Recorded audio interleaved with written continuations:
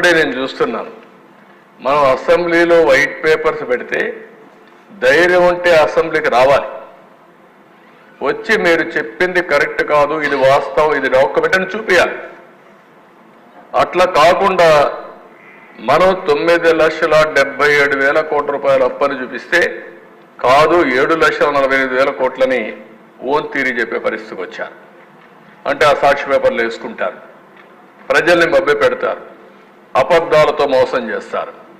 ఇంకొక పక్క ఈరోజు మాట్లాడుతూ రషీద్ అనే వ్యక్తిని చంపేశారు, నేను ఢిల్లీకి పోయాను చేశాను. ఎవరు ఆ రషీద్? చంపిన వాడెవరు, చచ్చిన వారెవరు, ఏ పార్టీ వాళ్ళని అడుగుతున్నా. ఒకప్పుడు మొన్నటి వరకు మీ పార్టీ అవునా కాదా? ఓకే, అది అయ్యింది. 36 మంది చనిపోయారని గవర్నర్ దగ్గరికి వెళ్ళావు, 36 మంది పేర్లు ఇమ్మంటున్నా. రషీదు ఎవరైతే చంపారో వాళ్ళని అరెస్ట్ చేశాం. నీకు ధైర్యం ఉంటే, సిగ్గు ఉంటే, నిజాయితీ ఉంటే నువ్వు పేర్లి, నువ్వు చెప్పినట్టు కూడా నేను ఇచ్చా.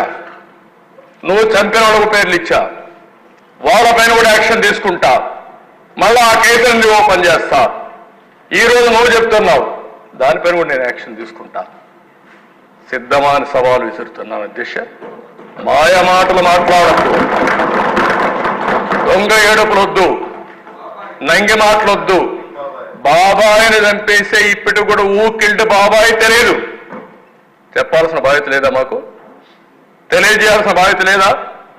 దోషుల్ని నిలబెట్టాల్సిన బాధ్యత లేదా అని అడుగుతున్నా అధ్యక్ష. మిమ్మల్ని ఎవరన్నా ఉన్నారు, ఆ విషయాలన్నీ కూడా పెడతాను. ఒకే మాట చెప్పాను, ఎవరైనా సరే తప్పు చేస్తే వాళ్ళని శిక్షిస్తాం, మా పార్టీ వాళ్ళని కూడా శిక్షిస్తానని చెప్పాను. అదే మాదిరిగా చాలా మంది మీకు అనుమానం ఉంది, గడిచిన రోజుల్లో హత్యలు చేశారు, అవి మాత్రం మీరు పట్టించుకోలేదని. అవి కూడా వదిలిపెట్టాను, వడ్డీతో సహా చెల్లిస్తా, అది కూడా పెడతాం. ప్రజాస్వామ్యం అంటే తమాషా కాదు. హత్యలు చేయడం, నేరాలు చేయడం, ఘోరాలు చేయడం, ఎదురుదాడి చేయడం, అది రాజకీయ ముసుగులో ఎదురుదాడి చేయాలనుకుంటున్నారు. కానీ ఆ ముసుగు తీస్తాం. నేరస్తులుగానే చూసే విధానానికి శ్రీకారం చుడతానని చెప్పి మరొకసారి తెలియజేస్తున్న దిశ. అది చేసినప్పుడే సమాజం బాగుపడుతుంది. అందుకే విష్ణుకుమార్ రాజు గారు చెప్పిన దానిపైన నేను పూర్తిగా సహకరిస్తా. ప్రతి ఒక్క పల్లెలో చర్చ పెడదాం, లా అండ్ ఆర్డర్ పైన చర్చ పెడదాం, ఆర్థిక ఏదైతే అవకతవకలు జరిగాయో, ఈ క్రైసిస్ ఉందో, ఇవన్నీ కూడా పెడదాం. మాట్లాడితే 2,71,000 కోట్ల రూపాయలు బటన్ నొక్కారంట. ఓకే, మీరు బటన్ నొక్కారు. 9,74,000 కోట్లు ఎందుకు అప్పైనాయి? మీరు నొక్కింది 2,71,000 కోట్లు మీరే చెప్తున్నారు. మీరు అప్పులు చేసింది 9,74,000 కోట్ల రూపాయలు ఇప్పటి వరకు. నేను లెక్కలు మొత్తం ఇస్తున్నా, ఇంకా ఉన్నాయి, అవి కూడా తీసుకొచ్చి ఇస్తాం. నయా పైసా కోర్టులో కూడా అక్షంతలు, కోర్టులో కూడా కంటెంప్ట్ కోర్టులు వేసి జైలు పంపించే పరిస్థితికి వచ్చారంటే దీనికి సమాధానం చెప్పాలనా లేదని అడుగుతున్నా. ఈరోజు ఒక విషయం చెప్పాల దిశ, ఇక్కడ ఉండేవాడు కూడా, ఇది నేను చేసిన అభూత కల్పన. ఇది ఎవరు చెప్పారు ఈ మాట? మద్యపాన నిషేధం అని చెప్పారా లేదా? మీరు చెప్పి ఏం చేశారు? 2 స్ట్రీములు పెడతారా మీరు? ARET, additional retail excise revenue, 14,275 కోట్లు ఇప్పటికా ఆ స్ట్రీమ్లో వెళ్ళాయి.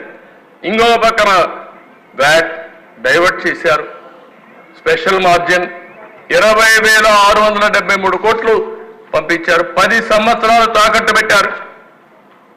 దీనికి ఆన్సర్ చెప్పాల్సిన బాధ్యత లేదా మీకు? పారిపోతే తప్పించుకుంటారా మీరు? మీరు చెప్పింది ఏంటి, చేసింది ఏంటి అడుగుతున్నా.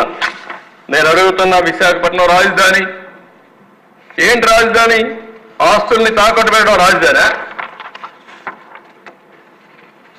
అందుకే నా దిశ వీళ్ళకు ఒక అలవాటు అయిపోయింది. అబద్ధాలు చెప్పి చెప్పి చెప్పి చెప్పి అబద్ధాన్ని నిజమని నమ్మించే పరిస్థితికి వచ్చారు. ఓసారి అబద్ధం చాలా ఫాస్ట్గా వెళ్తుంది, నిజం కొంచెం స్లోగా ఉంటుంది. కానీ అంతిమంగా నిజము నిప్పు లాంటిది. నిజమే గెలుస్తుంది, సత్యమే గెలుస్తుంది, దాంట్లో అనుమానం లేదని చెప్పి మరొకసారి ప్రజలు నిరూపించారు.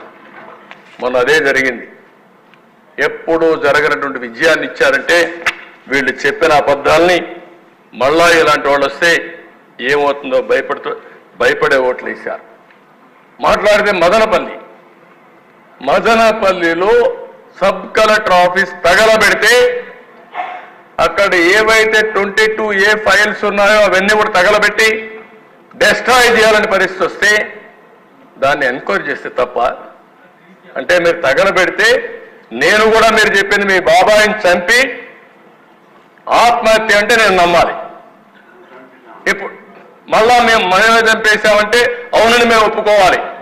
మా ఆదినారాయణ రెడ్డి ఇక్కడే ఉన్నాడు, ఆదినారాయణ రెడ్డి చంపేశాడు అంటే మనం నమ్మాలి.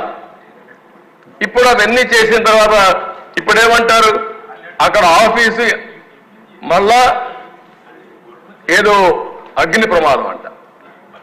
చాలా స్పష్టంగా దొంగలు చేసే పనులు ఇవే చేస్తారు అధ్యక్ష. కరుడు కట్టిన నేరస్తులు చేసే పనులు ఇవే. నిందితుల్ని నేరస్తులుగా పెడతారు. వాళ్ళు చేసిన తప్పులు తప్పించుకోవడానికి అడ్డదుడ్డంగా దాడి చేసే పరిస్థితి వస్తుంది. ఇంకో పక్క మాట్లాడుతూ ముచ్చుమర్రి ఒక బాలిక రేప్ చేసి చంపేశారు. వదిలిపెట్టలేదేమేం, అరెస్ట్ చేశాం. అరెస్ట్ చేయడం కాదు, పోలీస్ స్టేషన్లో పెడితే ఒక అతను చచ్చిపోయినా పర్వాలేదు, తప్పు చేసిన వాడిని వదిలిపెట్టకూడదని శిక్షించే ప్రభుత్వం ఎన్డీఏ ప్రభుత్వం. అక్కడేం యాక్షన్ తీసుకోలేదంట. పోయి చూడు ఏం చేశాము, డెమాన్స్ట్రేటివ్గా యాక్ట్ చేశాం. ఎప్పుడైనా ఆడబిడ్డ మీద దాడి జరిగితే మీ 5 ఏళ్లలో ఒక్కరోజు ఒక చర్య ఉందా అని అడుగుతున్నాను అధ్యక్ష. ఎప్పుడు కూడా ఒక్క చర్య కూడా లేని పరిస్థితి వచ్చింది. ఏదో రైతుల ఆదాయం పెరిగిపోయిందని మాట్లాడుతున్నారు. ఏం పెరిగిపోయిందంటే ఆదాయం ఏం ఒరిగిపోయిందంటే రైతులకి నేను జీఎస్టీపీలో చాలా క్లియర్గా చూపించాను. రైతులకు వ్యవసాయంలో వచ్చే జీఎస్టీపీ తగ్గిపోయింది, రైతుల ఆదాయం తగ్గింది, రైతుల ఆత్మహత్యలు పెరిగాయి. దేశంలోనే ఎక్కువ అప్పుండే రైతాంగం మన రాష్ట్రంలో ఉండే పరిస్థితి వచ్చింది అధ్యక్ష. ఇలాంటి చాలా ఉన్నాయి. ఏదేమైనా నేను సభ్యులందరినీ ఒకటే కోరుతున్నా, ఇవన్నీ మన ప్రజల్లోకి తీసుకెళ్దాం. మీరు చెప్పింది కూడా కొంతమంది ఎంక్వైరీ కూడా చేయమన్నారు, వేరియస్ ఎంక్వైరీస్. కానీ దీన్ని నేను ఎప్పుడు కూడా పొలిటికల్ విక్టిమైజేషన్ నా జీవితంలో ఎప్పుడూ లేదు. కానీ తప్పు చేసిన వాళ్ళు కావాలని తప్పించుకుని సమాజానికే ఒక సవాలుగా తయారైతే మాత్రం వదిలిపెట్టే సమస్య ఉండదు. న్యాయం ధర్మం కోసం ప్రజలు ఎన్నుకున్నారు. ఆ న్యాయం ధర్మాన్ని కాపాడడానికి సర్వ విధాల ప్రయత్నం చేస్తానని చెప్పి మీకు అందరికీ తెలియజేసుకుంటూ నేను మళ్ళీ అడుగుతున్నా ఈ సభ ద్వారా, ఏమాత్రం విశ్వసనీయత ఈ వైఎస్ఆర్ కాంగ్రెస్ పార్టీకి ఉంటే అది ఒక రాజకీయ పార్టీగా ఉండాలనుకుంటే 36 పేర్లు పంపించండి. 36 ఈ హౌసే పెడదాం.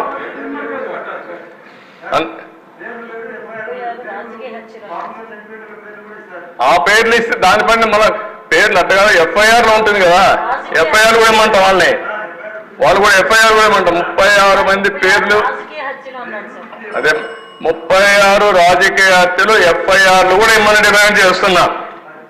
అది ఇచ్చిన తర్వాత తెలుస్తుంది. అంటే అధ్యక్ష చాలా జీవితాంతం అబద్ధాలు చెప్పి అబద్ధాల పునాదుల పైన పార్టీ పెట్టి ఆ అబద్ధాలపైన బతికి ప్రజల్ని మోసం చేసిన వాళ్ళు ఇవన్నీ మాట్లాడుతూ ఉంటారు అధ్యక్ష. నా స్థాయికి నేను మాట్లాడకూడదు అనుకున్నాను, కానీ నేను మాట్లాడకపోతే కూడా హిస్టారికల్ మిస్టేక్ అవుతుందనే ఉద్దేశంతోనే I want to straight in the record. లేకపోతే నేను మాట్లాడేవాడుగా నా జీవితంలో ఎప్పుడు నేను ఇవన్నీ మాట్లాడలేదు. ఆ రోజు ఉండే నాయకులు హుందాతనంగా బిహేవ్ చేశారు. ఇక్కడ హుందానే లేదు, పద్ధతి లేని వాళ్ళు వచ్చారు. అలాంటి వాళ్ళు వచ్చినప్పుడు ప్రజాస్వామ్యానికే కాదు సమాజానికే చాలా ప్రమాదం దిశ. అందుకే నేను కోరుతున్నా, చేసిన డ్యామేజ్ చాలా చేశారు, కానీ మనందరి మీద బాధ్యత ఉంది. వాళ్ళు చేశారు కాబట్టి మేమేం చేయలేమంటే మనల్ని ప్రజలు అప్రిషియేట్ చేయరు. ఒక పక్క వాళ్ళ ఎండగడుతూనే ఒక పక్క తప్పుల్ని ఖండిస్తూ శిక్షిస్తూ అదే సమయంలో ప్రజలకు మనం ఇచ్చిన హామీలు నిలబెట్టుకోవడానికి రాత్రింబగళ్ళు పనిచేస్తాం.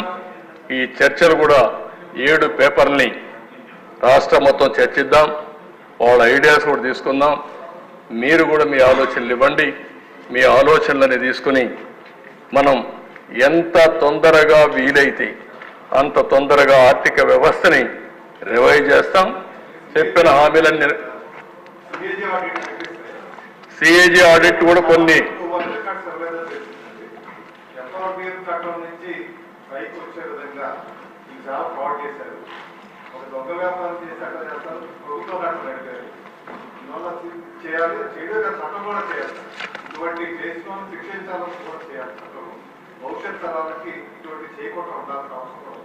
Thank you. రామకృష్ణ గారు చెప్పినట్టు సార్ అధ్యక్ష, సిఏజీ కూడా రికార్డ్స్ ఇవ్వకుండా సిఏజీ ఆడిట్ కూడా జరగకుండా అడ్డుపడిన సందర్భాలు ఉన్నాయి. అవి నా నోటీస్ కూడా వచ్చాయి. అవి కూడా చేద్దాం. పగడ్బందీగా మళ్ళా ఇలాంటి దుర్మార్గులు ఇలాంటి తప్పులు చేయకుండా ఎలాంటి పనిష్మెంట్ ఇవ్వాలని అవి కూడా ఇచ్చి ఆ చట్టాలను కూడా అమలు చేద్దాం. అవసరమైతే మార్పులు చేర్పులు కూడా తీసుకొద్దాం. తీసుకురావాలని మనం అసెంబ్లీ తీర్మానం కూడా పెట్టి చేస్తాం తప్పకుండా. సార్ ఇన్కమ్ ట్యాక్స్ బ్యూరో వాళ్ళు రిపోర్ట్ ఇచ్చారు సార్, మనకు 62,000 మంది 5 ఏళ్లలో 10 లక్షల పైన ఆదాయం ఉన్నటువంటి వాళ్ళు తగ్గిపోయారు సార్. అది రికార్డు. అంటే మీకు ఒక్కటి కాదు, విధ్వంసంలో చాలా జరిగింది, దాంట్లో సెకండ్ థాట్ లేదు. కానీ మనం కూడా ఒకటి విధ్వంసం ఎస్టాబ్లిష్ చేయడం, దీనికి పగడ్బందీగా ఒక చట్టాలని ఏ విధంగా తీసుకురావడం, రెండోది రీబిల్డ్ చేయడానికి మళ్ళా మనందరం ఏం చెప్పాం, ప్రజలు గెలవాలి, ప్రజలు గెలవాలంటే ఎన్డీఏ గెలిపించండి. మీరు గెలవాలన్నప్పుడు గెలిపించారు, వాళ్ళు గెలిచారు, మనకు ఓట్లు వేశారు. రెండోది మనం ఏం చెప్పాం, మేము రీబిల్డ్ చేస్తాం, రాష్ట్రాన్ని రీకన్స్ట్రక్ట్ చేస్తామని చెప్పాం. అది చేసినప్పుడు ఇలాంటివన్నీ కూడా కరెక్ట్ చేసి మనం చేయాల్సిన బాధ్యత మన మీద ఉంది. మీరందరూ ఆలోచించుకొని రండి.